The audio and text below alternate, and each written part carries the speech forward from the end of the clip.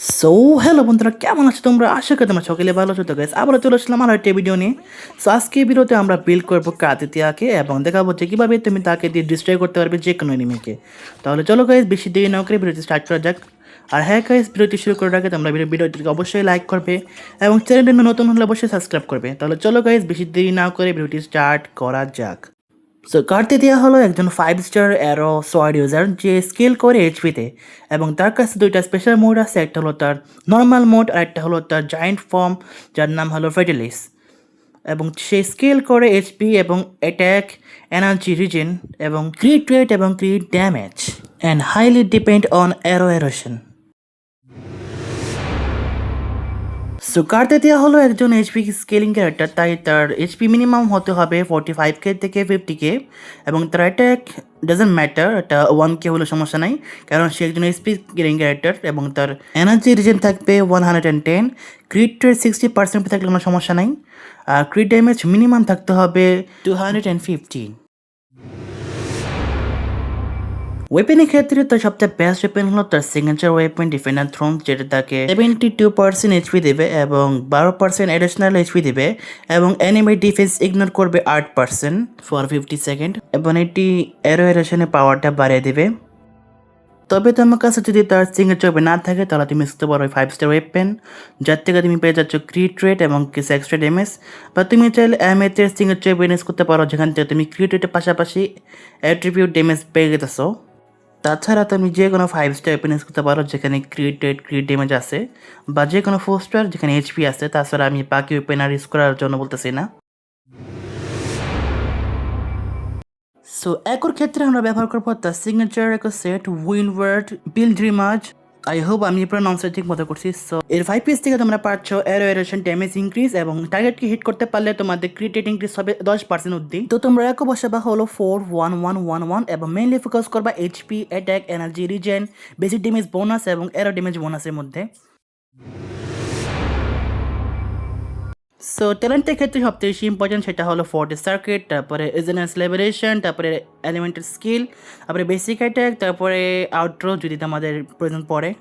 এবং তার গিট অনুযায়ী সে নিজের বেস ফর্মে 3টা শর্ট সামন করবে, যেটা অ্যারোডেশন ডিল করবে এবং এনিমির উপরে দেবে ডিবাফ, যার কারণে তোমরা ডিল করতে পারবে মোর ড্যামেজ। এবং এরপরে তোমাদের 3টা শর্ট সামনের পরে তোমরা প্লাঞ্জ অ্যাটাকের মাধ্যমে সেই 3টা বাফ নিতে পারবে, যার ফলে তোমাদের 60% অ্যারোডেশন ইনক্রিজ হবে। এরপরে তোমরা যেতে পারবে ডাইরেক্টলি তার জায়েন্ট ফর্ম, যেটা হলো তার ফেটালিস। ওখানে যাওয়ার পরে তোমাদের এইচপি হাফ হয়ে যাবে, এবং সেই অনুযায়ী তোমরা ম্যাসিভ ড্যামেজ ডিল করবে। এবং তোমরা এখান থেকে পেয়ে যাচ্ছ এক্সট্রা ক্রিট রেট আর এইচপি, যেটা তার জন্য খুবই ইম্পর্টেন্ট। তবে তোমাদের কাছে যদি এটা বেশি একটু কনফিউশন মনে হচ্ছে, তাহলে সমস্যা নেই, কারণ আমি রোটেশনের মধ্যে দেখিয়ে দেবো যে কীভাবে কী করতে হয়। সো সিকোয়েন্সের ক্ষেত্রে সবচেয়ে বেশি ইম্পর্টেন্ট হলো তার S2 এবং S6, কারণ S2তে তোমার কাটতে টিয়ার আর অ্যারো রবারের প্রয়োজন পড়বে না, যে আগে প্রয়োজন ছিল। এখন সে নিজেই খুব ভালো ডিবাফ দিতে পারবে এবং স্ট্যাটস খুব ভালো মতো বসাতে পারবে, এক্সট্রা ড্যামেজ বসাতে পারবে। তবে তোমার যদি আরও বেশি বাফ প্রয়োজন, তাহলে তুমি চলে যাবে একেবারে X6-এ, যেটা সবথেকে বেশি বেস্ট, এবং এর থেকে তোমরা পাচ্ছ হলো পার্মানেন্ট স্ট্যাক এবং ডিবাফ, যার ফলে তোমার কাটতে টিয়ার আর কোনো সময় বারবার বাফ নেওয়ার প্রয়োজন পড়বে না। সো হ্যাঁ, S2 অথবা S6। সো টিমের ক্ষেত্রে সবচেয়ে বেস্ট টিম হলো কার্টেশিয়া, চিয়াকোনা এবং শোরকিপার বা চিসা। চিসা বেশি ইম্পর্টেন্ট, বা চিসা না থেকে তোমরা ইউজ করতে পারো শোরকিপার, সমস্যা নেই, বাট চিয়াকোনা মাস্ট প্রয়োজন। তবে তোমার কাছে যদি শোরকিপার না থাকে, তাহলে তোমরা ইউজ করতে পারো অ্যারো রবার। অ্যারো রবার খুবই ইম্পর্টেন্ট কার্টেশিয়ার জন্য, যদি তোমাকে S1 ইউজ করতেছো। তবে তোমরা চাইলে ফিবি ইউজ করতে পারো, কারণ ফিবির স্পেক্ট্রোফেজালকে অ্যারো রবার অ্যারো এরেশনে কনভার্ট করতে পারে, যার ফলে কার্টেশিয়াও বাফ পায়। তো বলতে গেলে এটা ইউজ করা যায়। আর এটা হলো সব থেকে বেশি এফটিভি টিম। এখানে আছে সানোয়া, অ্যারোরোবার আর কার্তেশিয়া, যার ফলে কার্তেশিয়া হালকা পাতলা বাফ পেয়ে যায় সানোয়ার থেকে, আর এখানে হালকা পাতলা ড্যামেজ হয়, ঠিক এরকম ড্যামেজ হবে না যেরকম ড্যামেজের মধ্যে প্রয়োজন। সো রোটেশনের ক্ষেত্রে সবথেকে বেশি ইম্পর্টেন্ট হলো সেটা হলো তোমার সোয়ার্ড সামন। তোমার 3টা সোয়ার্ড সামন করতে হবে বাই বেসিক অ্যাটাক 4, হোল্ড এবং এলিমেন্টাল স্কিন। তারপরে তোমাদের করতে হবে প্লাঞ্চ না করলে কিন্তু বাফ হবে না। তারপরে এখান থেকে চলে যাবে রোবারে। রোবারের আলটিমেট স্কিল ইউজ করার পরে তোমাদের যে সোয়ার্ড আছে সেই সোয়ার্ডটা ফেলাতে হবে। এই যে আমি সোয়ার্ডটা ফেলাইছি, যার ফলে এখানে খুব ভালো সারো স্টেট বসে গেছে।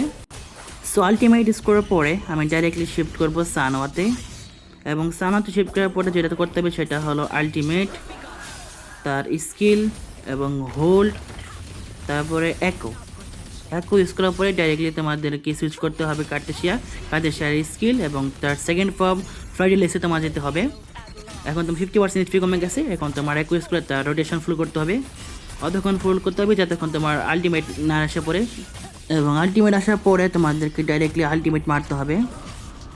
আর আলটিমেটের ফ্রাইডেলেস ডিল করবে নিউক ড্যামেজ, রোটেশন পাওয়ার পর যে নিউক ড্যামেজটা পাওয়া যায় সেখানে পাবে সেই নিউক ড্যামেজ, এবং এভাবে তোমাদের তার রোটেশনটা ফুল করতে হবে।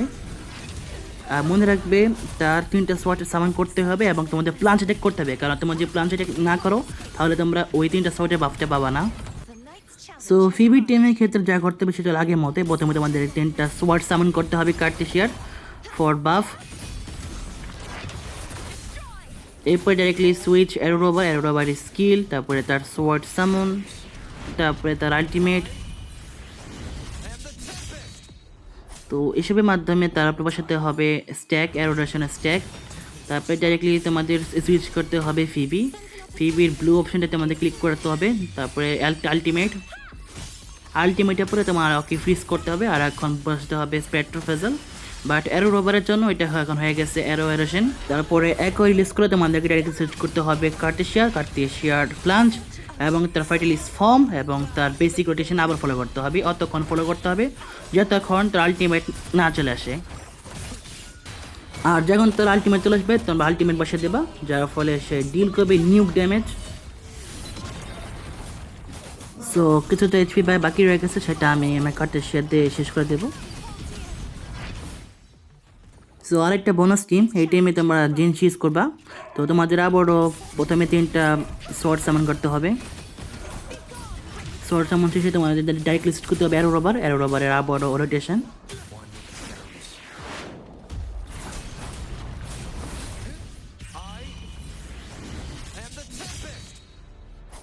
তারপরে শর্ট সামারের পরে ডাইরেক্টলি সুইচ করতে হবে তোমাদের জেনশির উপরে, জেনশির এলিমেন্টাল স্কিল, তারপরে তার আলটিমেট,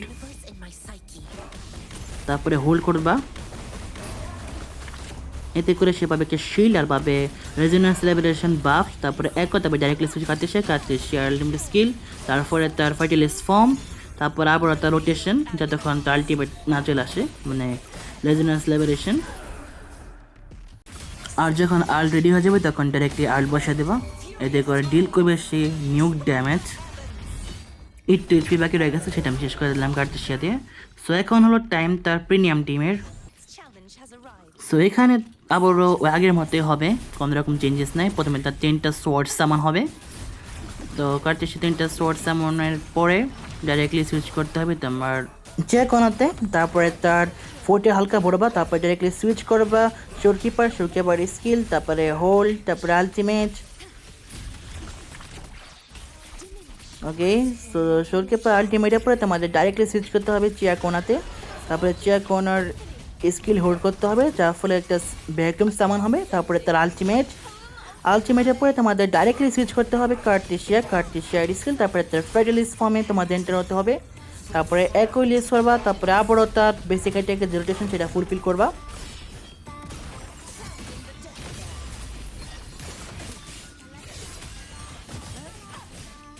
তারপরে তার আলটিমেট রেডি হয়ে গেলে ডাইরেক্টলি তোমরা এখানে আল্ট বসিয়ে দেবা।